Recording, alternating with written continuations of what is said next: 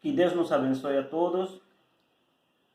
Mais uma vez estamos por aqui com vocês para falar um pouco ao respeito da palavra de Deus. Nessa oportunidade, eu vou falar de um tema sobre a oração. Eu sei que já você tem ouvido muitos temas ao respeito da oração, mas eu vou falar hoje de uns aspectos importantes que vão responder algumas orações que eu acho que você também deve ter se perguntado. Meu nome é o irmão Joyce Sanches, pastor Joyce. Me conhece mais como Antônio aqui no Brasil, porque aqui no Brasil Joyce é um nome de mulher, mas é meu nome mesmo, Joyce Antônio Sanches. Então, eu vou responder para você algumas perguntas, por exemplo, se Deus conhece todas as coisas, se Deus conhece os meus pedidos de oração e as minhas necessidades, muito antes de eu pedir para Ele, por que eu teria que pedir para Ele se Ele já conhece as minhas petições? Em segundo lugar, será que Deus esquece das minhas orações? Que eu tenho que estar repetindo? Porque a Bíblia diz orar sem cessar quando já Ele conhece as minhas orações? Porque eu teria que repetir constantemente essas orações, sendo que a Bíblia diz que nós não devemos fazer vãs repetições. Então, por que eu devo orar constantemente? Eu tenho 29 anos servindo a Deus e tenho 29 anos orando. E eu tenho me feito essas perguntas, né? Então, quando a gente geralmente pergunta para nós ao respeito da oração, nos diz, não, eu tenho que orar porque Deus mandou orar sem cessar.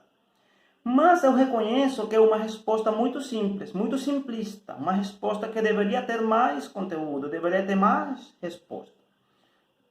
Pois é, e isso aí foi que eu respondi para meu filho.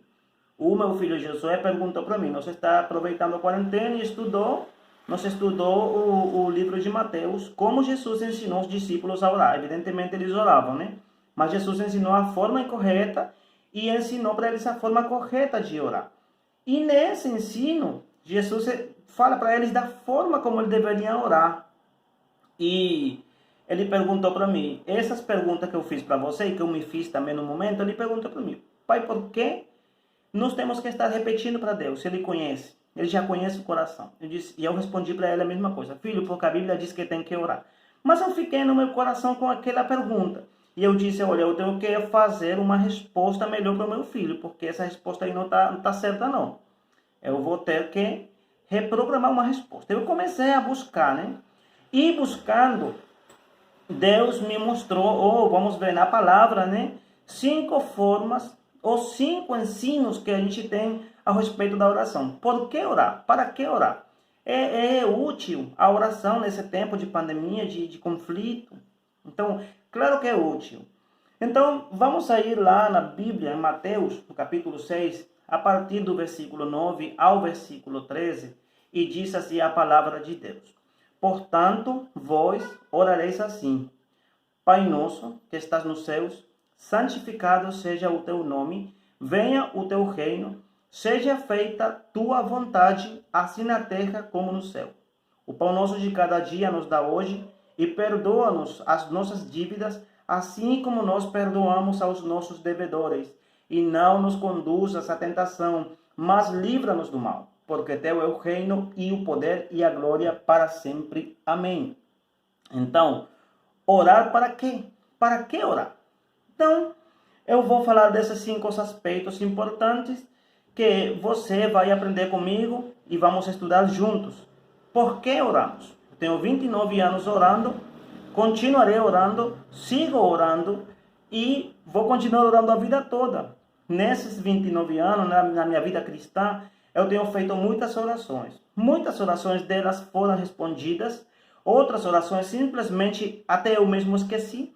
Outras delas não foram respondidas e outras foram respondidas com um não. E outras ainda eu estou orando por ele. E eu tenho certeza que eu vou receber resposta no seu momento. Mas para que orar? Para que continuar a orar? Então, eu vou falar de 5 aspectos importantes. Vai comigo lá na Bíblia. A primeira coisa que você tem que ver comigo aqui, na oração do Pai Nosso, que Jesus ensinou para os discípulos, e por extensão passa para nós, é que a oração te dá um conceito de paternidade. Olha, escuta o seguinte. Tudo o que tem a ver com a oração, o único beneficiado é eu.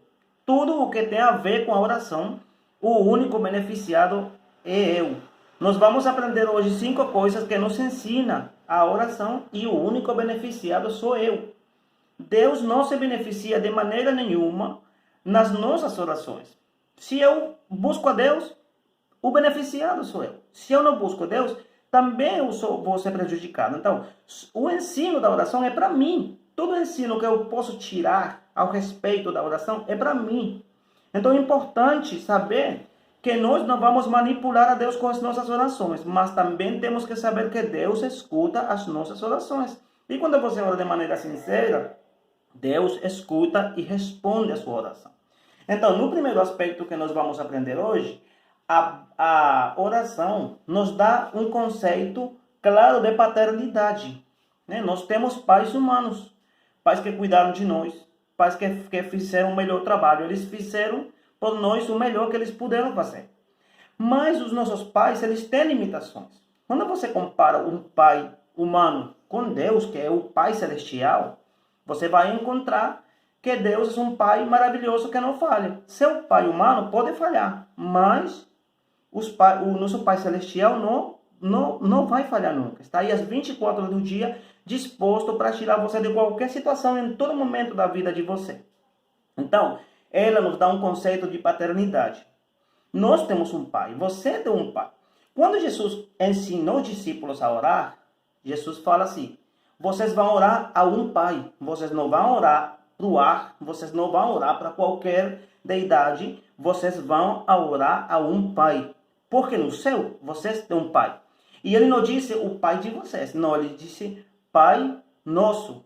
Querendo dizer com isso que o pai de Jesus era o pai também dos discípulos, nesse caso que ele estava ensinando para eles, né? E por extensão, também o Pai Nosso. Então, Jesus disse, vocês vão orar ao Pai, e vão orar assim, Pai Nosso. Veja bem essa palavra, Pai Nosso. Quer dizer que nós somos irmãos de Jesus. Que Jesus é o primogênito entre muitos irmãos, como a Bíblia diz em Hebreus.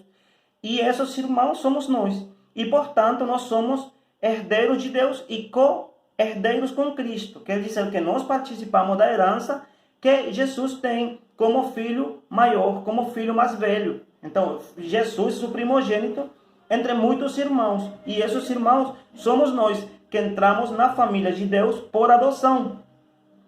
Por adoção.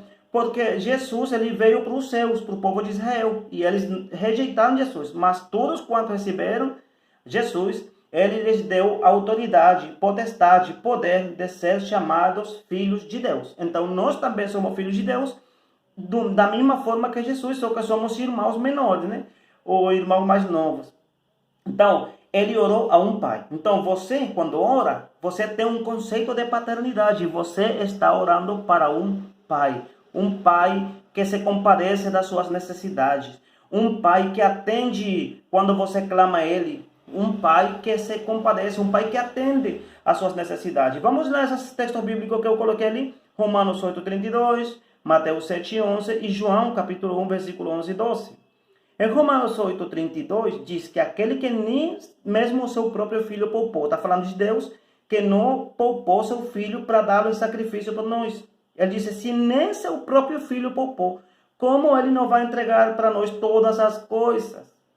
Então, nós vemos em esse pai, um pai que foi até as últimas consequências por nós, a tal ponto de entregar o seu filho unigênito para morrer na cruz por nós.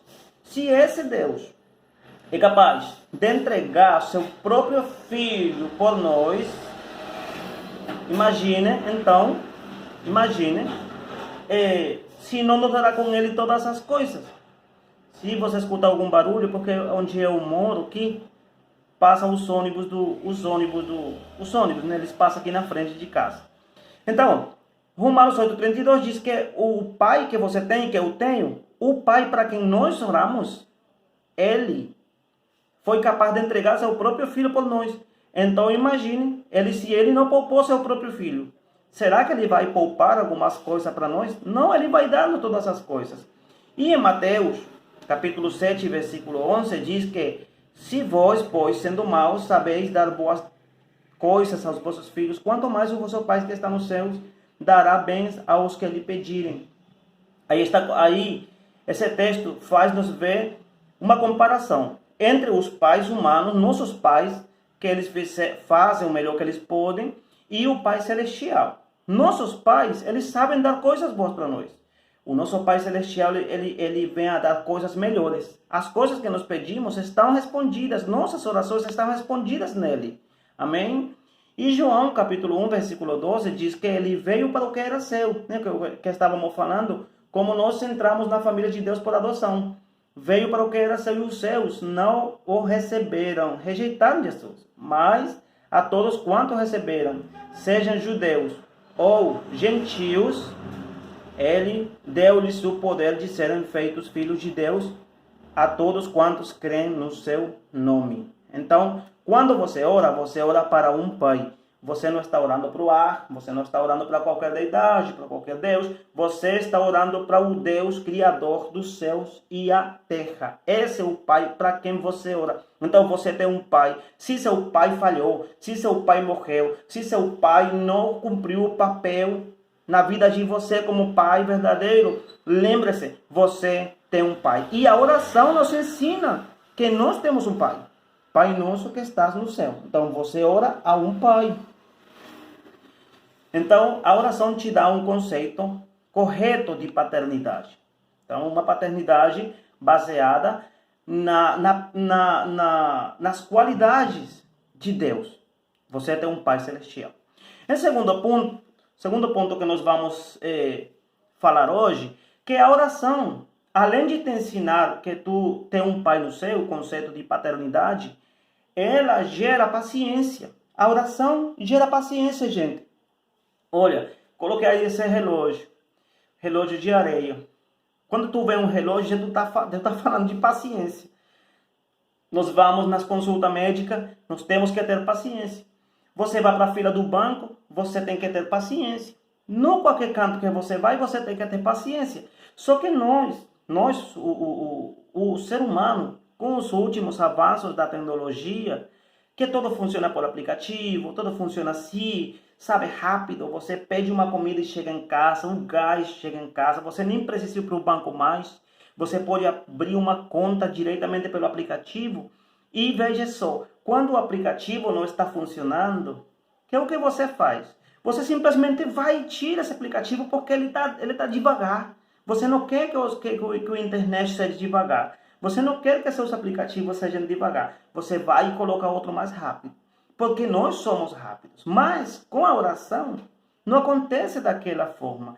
Você na oração tem que ter paciência. Porque você pede para um pai e esse pai tem que analisar se as petições que você está fazendo, que geralmente nós não oramos com as motivações corretas, esse pai tem que analisar se ele responde às suas orações com um sim ou com um não, ou se realmente é conveniente que você receba aquela petição que você está fazendo para Deus. Então, isso gera paciência. Não é que você ora e imediatamente as coisas acontecem. Não acontece assim. Tem muitas orações feitas na angústia, na agonia, orações feitas naquele momento, sabe, de desesperação, que Deus chega na hora. Deus sabe quando chega na hora. Deus sabe quando realmente você está precisando. Deus sabe quando Ele deve chegar na hora. E Ele não vai demorar. Quando é para chegar em breve, Ele não vai demorar. Mas se a oração que tu estás fazendo não é para satisfazer mais que o teu egoísmo, nós fazemos orações assim, que só satisfazem o nosso ego. E Deus analisa e diz, não, filho, tem paciência. Se eu te dou agora, não vai ser de bem para ti. Aí eu tenho que esperar. Então, a oração forma teu caráter. Enquanto tu estás orando, teu caráter está sendo formado. Enquanto tu estás orando, teu caráter está sendo trabalhado por Deus. Por isso é que nós oramos. E toda vez que oramos, nossa paciência é provada. Nossa paciência é colocada em prova, né? Por Deus. Deus prova a nossa paciência. Então, toda vez que você ora, você tem que ter paciência para esperar. E você possa falar como falou aquele salmista. Esperei com paciência no Senhor. E Ele se inclinou para mim e ouviu o meu clamor. Deus ouve o teu clamor. Olha, eu vou te dizer. Eu não vou te garantir que Deus vai te responder agora com um sim. Eu não vou te garantir que Deus vai te responder quando tu quer. Mas eu vou te garantir, Ele vai te responder. Seja com um não, seja com um sim, seja com um espera, filho, mas Ele vai te responder. Porque você ora a um Deus que atende à oração dos seus filhos. Em Mateus 6,5, na parte B desse versículo, diz: seja feita a tua vontade, assim na terra como no céu. Então nós oramos e temos que esperar a vontade de Deus se fazer. Não é do nosso jeito, não é da nossa forma, é do jeito dele, como ele quer, quando ele quer, porque ele sabe, olha, ele está na altura, ele vê mais na frente que nós. Quando nós estamos vendo pela nossa limitada condição humana, nós estamos vendo uma coisa que é conveniente e Deus está vendo mais na frente. Então ele sabe se de repente aquela petição que tu está fazendo para ele não é conveniente tu receber no momento, se pode te fazer dano, se pode te fazer mal, aquela petição. Então Deus espera e diz: filho, espera.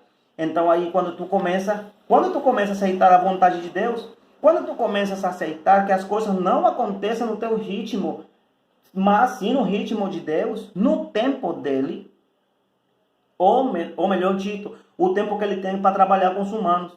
Lembremos que Deus não tem tempo, Deus é atemporal, ele é eterno, e ele se move em tempos diferentes que nós. E o tempo é uma interrupção da eternidade para Deus tratar com o homem. O tempo é para nós, não é para Deus. Por isso que nós às vezes oramos e vemos, eterna aquela petição. Eu orei pela minha família se converter a Deus. E depois de largos 10 anos, foi que meu pai e minha mãe chegaram no caminho do Senhor. Depois de 10 anos, acho que um pouco mais, de oração, foi que minha família chegou no caminho de Deus. E Deus me respondeu. Por isso eu digo, não perca a paciência. Enquanto você está orando, a sua paciência é trabalhada. Continue orando, irmão. E tu aprende a aceitar a vontade de Deus. Às vezes a vontade é um não. Em Romanos 12:2, diz que não devemos ser conformados com este mundo, mas sede transformados pela renovação de vosso entendimento, para que experimenteis qual seja a boa, agradável e perfeita vontade de Deus. A vontade de Deus é boa, agradável e perfeita. Mas às vezes nós temos que entender que a vontade nossa tem que se alinhar com a vontade de Deus. Se o que tu estás pedindo para Deus não entra dentro desses 3 atributos, agradável, perfeita e boa, porque às vezes pedimos coisas que atropelam outras pessoas. Às vezes nós pedimos coisas que não fazem bem para as nossas vidas, que vão vir a arruinar nossas vidas, que vão vir a deteriorar a nossa condição espiritual. E Deus diz: olha, o que tu está pedindo não é bom, não é agradável, nem é a minha perfeita vontade. Então simplesmente eu não vou te dar agora, ou eu não vou te dar. Entendeu? Nós temos que orar segundo a vontade de Deus. Sempre se acostuma a orar assim: Senhor, seja feita a tua vontade. Mas também tenha paciência para esperar a vontade de Deus acontecer. Então, a oração te ensina paternidade. A oração, ela gera paciência enquanto tu ora, tua paciência é trabalhada. E gera, em terceiro lugar, gera dependência.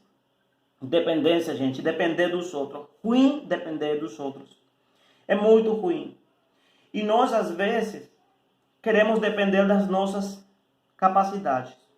E eu vou parar um pouco aqui para te contar um pouquinho a respeito do meu testemunho quando eu cheguei aqui no Brasil. Eu sou refugiado aqui no Brasil há 3 anos e um pouco, né? Há 3 anos e meio. E foi uma dificuldade grande no momento que eu entrei, né? Na verdade, eu vim pela crise do meu país e eu fiquei até agora aqui no Brasil. Tem sido bom, graças a Deus. Mas os primeiros dias, gente, foi muito difícil. Os primeiros dias foi complicado para mim. Os primeiros dias foi, gente, eu lhe digo, muito difícil. Sobretudo para compreender a língua. Eu tinha pregado muitos anos ao respeito de depender de Deus. Ao respeito de orar e esperar em Deus. Mas quando eu cheguei aqui no Brasil, Aí foi no momento que eu aprendi o significado da palavra dependência. Veja essa imagem só. Olha como é esse filho aqui, como ele se joga, nos braços do pai. Dessa forma, nós temos que depender de Deus até o modo de nos lançar nos braços do nosso pai. E lançar também não só nós, mas as nossas ansiedades, porque ele tem cuidado de nós. Quando eu cheguei aqui, eu não sabia nem falar. Hoje em dia não é que ser muito, né? Mas a gente está aprendendo a se comunicar. Pelo menos eu já me comunico com vocês, né? E aí era difícil, gente, o idioma português é muito complicado, muito complicado e difícil para nós.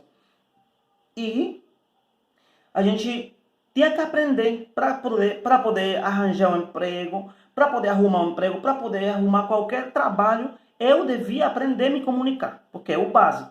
Eu lembro que eu ia para a igreja, né? Eu ia para a igreja e eu chorava, porque o pregador, além de ser um idioma diferente, o pregador falava enrolado, né? O pregador que eu ia lá em Roraima. E ele falava, meu Deus, é enrolado demais, gente.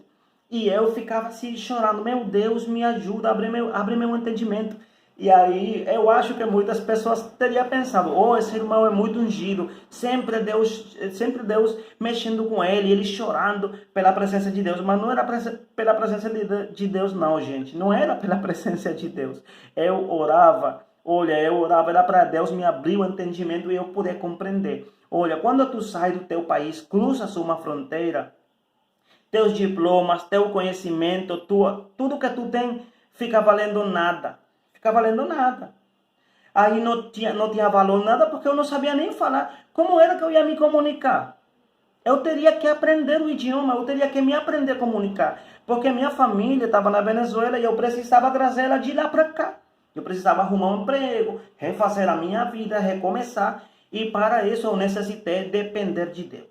E eu pedia para Deus, Senhor, me ajuda.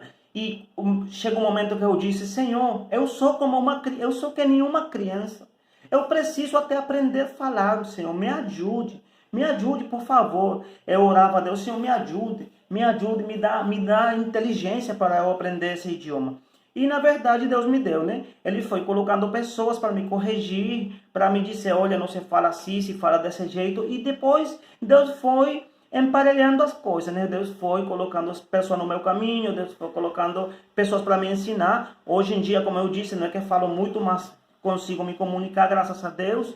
E aprendi o que é depender. Depender de Deus é esperar nele. Escute aí. Vamos lá ler comigo em 8:16, Deuteronômio 8, 17, versículo 17 e 18.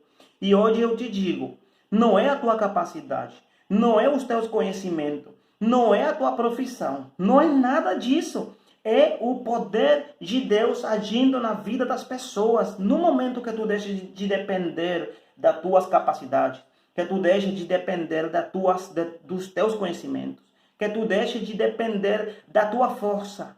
É ali quando Deus vai vir no teu encontro e tua vida vai mudar. É ali quando Deus vai considerar responder a tua oração, quando tu reconheça que é o poder e o braço de Deus trabalhando no teu favor.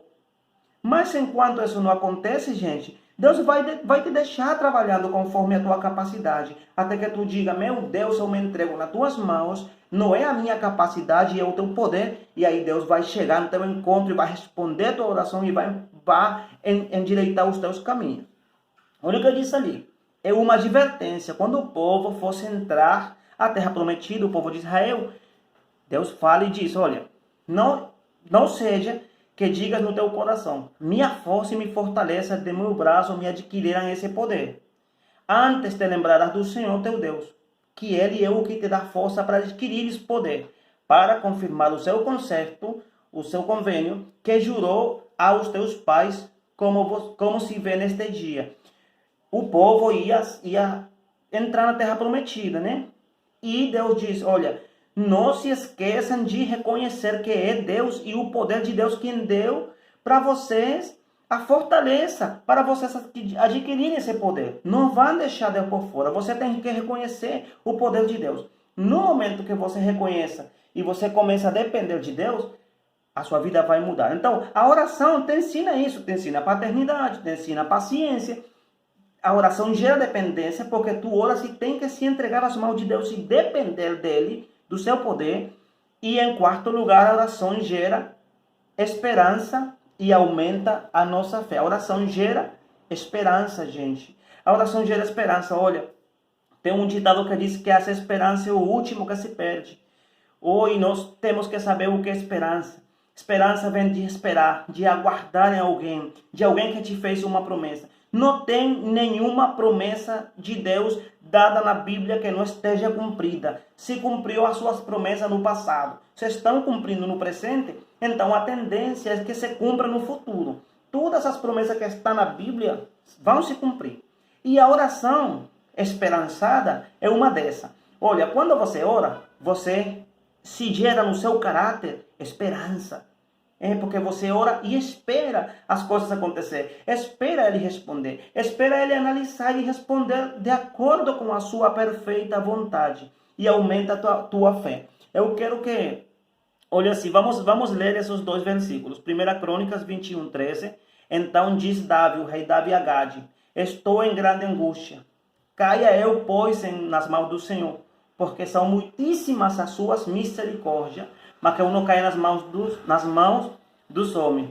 Ali, no momento difícil, o rei Davi tinha para escolher uma saída para que cessasse a morte no povo, por causa de que ele cometeu uns desvios, né, da fé, algumas coisas, que não vou entrar nessas profundezas hoje, mas se colocaram três saídas. E ele disse: olha, não quero pegar nenhuma. Era perseguições, era 7 anos de perseguição, fome e outras doenças aí. Aí ele diz: não, eu quero cair nas mãos de Deus. Isso é esperança. Como ele diz, pacientemente esperei no Senhor.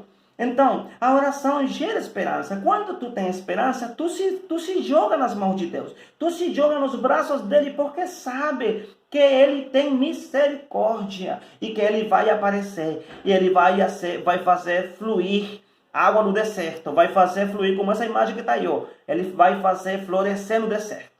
Em 1 Samuel 17, versículo 34 ou 37, o mesmo Davi está experimentando, só que o 1 de Samuel é primeiro porque era quando o rei Davi estava começando, né, o seu relacionamento com Deus.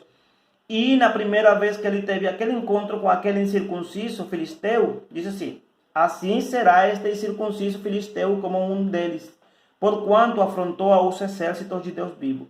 Disse mais Davi: o Senhor me livrou das garras do leão. Olha, o que ele está dizendo? Que é da forma como o Senhor livrou ele das garras do leão e do urso, ele livraria da mão daquele filisteu. Então disse Saúl a Davi: vai, e o Senhor esteja contigo. Que é o que ele está dizendo?